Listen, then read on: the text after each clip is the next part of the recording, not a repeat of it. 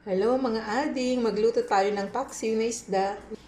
Ngayon lagyan natin ng bawang, luya, and sibuyas. Maglalagay din ako ng oil. Tapos cane vinegar ang ilagay natin. Yan. Lagyan ko na ng asin. Lagyan ko na ng paminta. Tapos iluto na natin. And konting water. Yan. Lagyan ko rin ng sili. Pampasarap. Yan. Hintayin na natin maluto.